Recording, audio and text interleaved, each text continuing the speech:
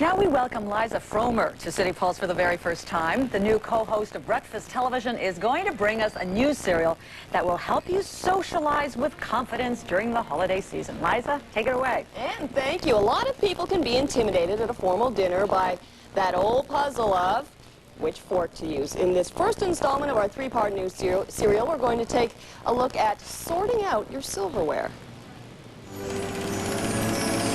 Thank you. This is totally wrong.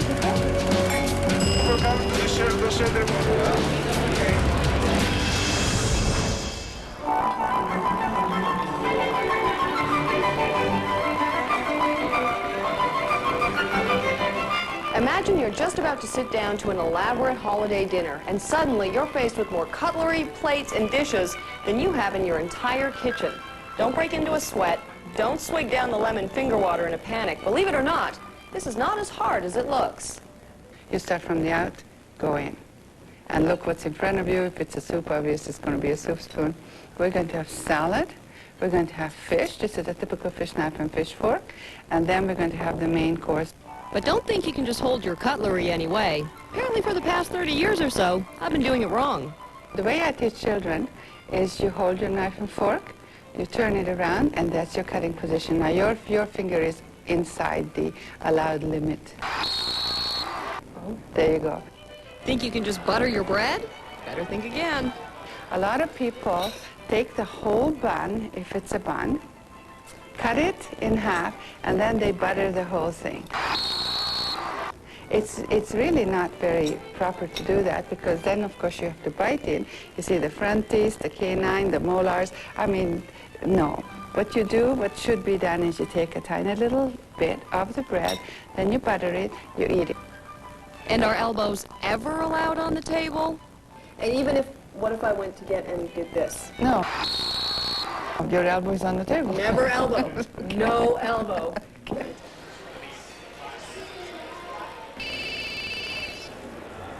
You don't have to be in a four-star restaurant to have good table manners. There are always a few simple rules you should keep in mind.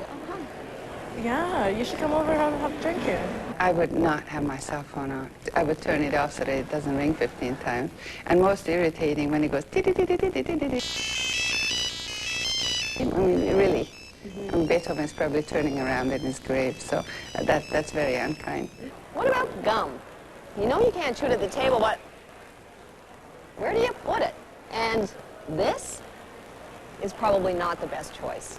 Well, I would prefer that you take your gum out of your mouth before you sit down at the table. If you have gum and somebody meets you, what you can do is at least push it to the back so that I can't tell the color of it. Dinner's over, and you've been great. Now you figure just a little touch-up, and the night's complete, and no one's going to mind, right? Men hate that, absolutely hate that. So if you have to put your war paint on afterwards, have the kindness of excusing yourself and go to the ladies' room and do that. You might think some of these tips are clear to most people, but you won't believe what some people do at the table. Someone using their shirt to wipe off their mouth. The guy blow his nose to the napkin, and that was disgusting for me. People eating with their mouth open and making all sorts of noise. There are no manners. I think people should be able to eat however they want.